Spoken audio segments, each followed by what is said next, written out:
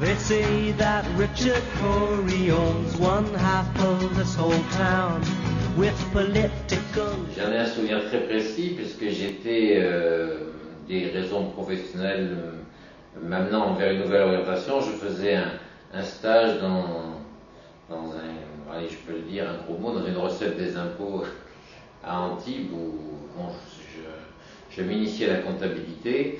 Et donc j'ai passé une journée sans sortir de l'immeuble. Donc j'avais repris ma bagnole vers 17h. Et machinalement, bon moi je suis toujours branché France Inter, je remets ma radio favorite. Et tout d'un coup là j'ai compris qu'il se passait quelque chose. Évidemment donc les informations qui commencent à débouler.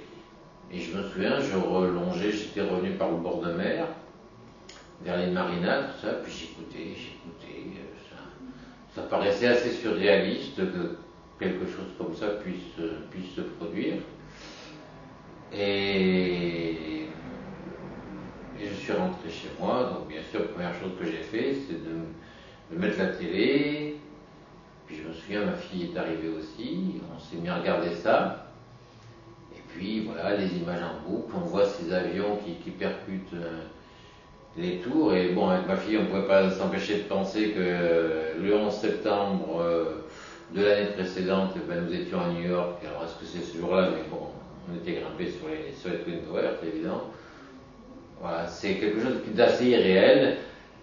Alors après, il arrive vite l'irritation devant les journalistes qui, ne sachant rien, parlent et reparlent, et puis comme il faut qu'ils meublent l'antenne, ça y va, on a le droit toujours aux spécialistes stratosphériques surtout.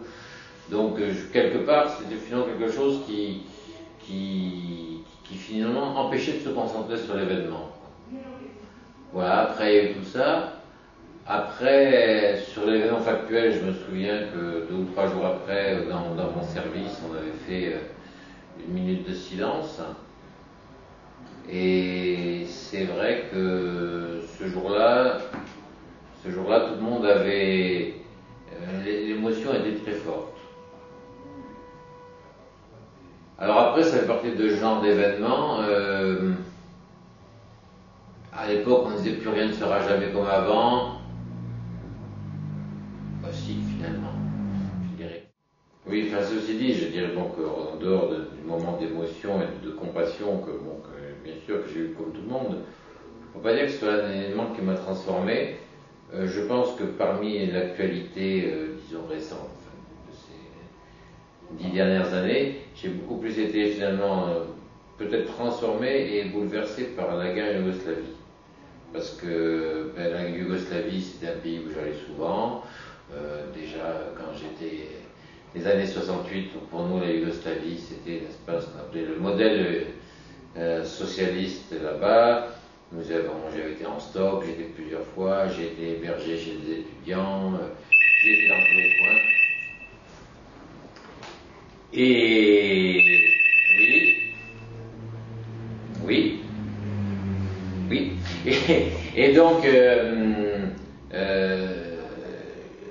voir ces endroits-là, donc où j'avais rencontré des gens que j'avais connus, des communautés qui vivaient ensemble dans un pays qui, des fois, on a l'impression que c'est un pays sous-développé, pas du tout. Il faut quand même se rappeler qu'il y a eu les Jeux olympiques à Sarajevo. Voir ces gens se massacrer tout d'un coup, de façon la plus sauvage, de voir des gens qui étaient des voisins, qui vivaient ensemble, qui tout d'un coup se massacrent, je dirais, ça m'a vraiment questionné sur l'homme. Voilà. C'est-à-dire que quand l'état de droit disparaît, la sauvagerie revient. Et ça, c'est quand même quelque chose. Bon, il y a eu plein de guerres, hein, donc, mais celle-là, elle a touché, elle a touché ma génération. Et surtout ce côté de se dire que l'homme peut faire les choses les pires quand il n'y a plus de limites et quand il n'y a plus de règles. Et ça, je pense qu'au niveau de ma réflexion personnelle, parmi les événements, c'est quelque chose qui m'a finalement peut-être plus, pour le moment où je le dis, plus marqué que le 11 septembre. I work in his factory, and I curse the life I'm living, and I curse my poverty.